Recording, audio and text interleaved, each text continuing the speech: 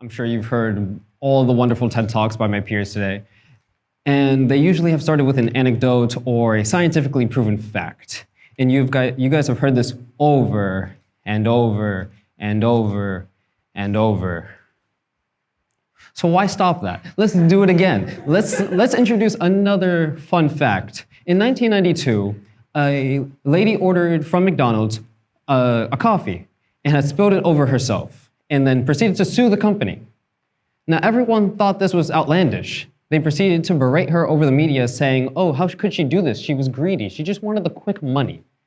But what if I told you that wasn't the case? What if I told you that this lady had suffered third-degree burns and that McDonald's had ignored over 700 different complaints about their dangerously hot coffee? What if I told you that the media technically only goes to one side of the story? What if I told you that some stories have more than just one side, despite what is shown?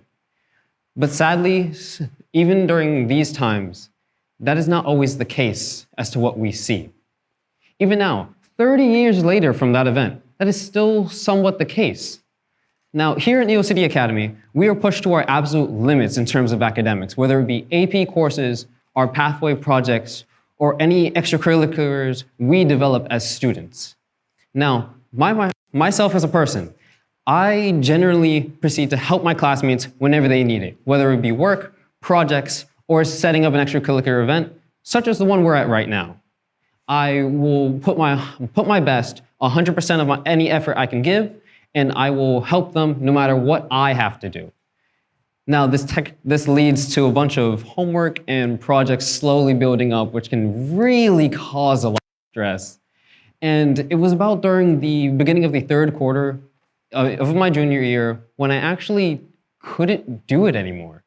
It's when I couldn't work anymore, and I had sat at my desk at home for hours and couldn't do anything. No homework, no projects, not even a quick, hey, reflection, how did you do on this? Couldn't even complete that. There was nothing I could do at that moment. I was just so burnt out. But then I get a text. A close friend of mine, of course, asking for help on another homework assignment, a lab. Now, it took everything I had to tell her, sorry, not this time. And then a few minutes passed in a blink of an eye. And before I realized it, I'm telling her everything of how I was so stressed out that I couldn't work anymore and that I really just needed to take a step back and settle down. And she understood. She understood my side of the story, that I'm not as perfect as I'm made out to be, that maybe we don't have to ask Ayden for physics answers every now and then. Maybe we can give him a little break. And then she started to focus on the work herself instead of relying on me. Now, of course, she still asks me for help every now and then, but generally, she started to work on her own, which I honestly was really proud of. And I also somewhat got paid for it in terms of snacks and things, although I told her no. And it's not just me that goes through these types of things, but people I know as well. Generally in school, students tend to have one teacher they don't really like, whether it's because of their teaching method or general personality or just the compatibility between the two. Now, there's a teacher I know where the students don't, quote unquote, like them due to the teaching method. But they're not looking from the teacher's perspective. This teacher is at the forefront of their course and a master in their field. I mean, of course, that's how they're teaching, especially here at NeoCity Academy, where we expect the utmost academic best. But these students don't realize this, and they proceed to dislike the teacher because of how the course is taught. But this teacher is doing his best. This teacher is a family man who is focused on trying to build that work-life balance and trying to find the perfect middle ground through it all, and struggles to do so. Now, I can 100% tell you with perfect honesty that this teacher had, on multiple occasions, set up the course for the entire week the Sunday before the week started. He doesn't have much time to truly focus on everything that he has going on and has to set specific times late at night just to complete everything he needs for the next day. Now, it's these principles of not understanding both sides of a story that's throughout our world today, whether it be through personal relationships or the media or in politics. Everywhere you look, there's always some form of skewed, biased story going around.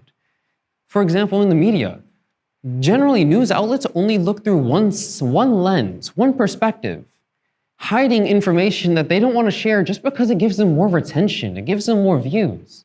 YouTube videos, for example, in terms of clickbait, the thumbnail, they will only show one side of what that video is really about, while the YouTuber could talk about a completely different thing suddenly in the middle of the video, and you'd be none the wiser. It is these terms of black and white that are truly affecting the world around us. And we need to truly understand how exactly we can avoid this bias, how exactly we can avoid the issue of only one side of the story being observed. Now, one of the ways we can do this is, of course, just enhancing our listening skills, becoming a better listener. Now, that doesn't just mean, oh yeah, I heard you say exactly what you were saying during these TED Talks a few hours ago, but truly understanding in depth what someone is talking about or what information is being displayed to you. Don't take everything at face value, because sometimes they just give you information just to hand it to you and to skew your mind, just for a bias to be developed. Instead, take a second to realize, what if this isn't everything that I need to be told? What if there's more to this? And don't stop there. Look deeper. Take a moment to actually look into this information and find out anything you're missing. Find out if there is some part of this story you are missing. And maybe you'll uncover a completely different side. So we can do this. I know as a community, in all of humanity, that we can do this, and in terms of collaboration by Aaron Martinez, we can absolutely do anything we put our mind to as long as we collaborate. So let's do exactly that. Let's collaborate. Don't keep things from each other. Don't be like the media, keeping information from others.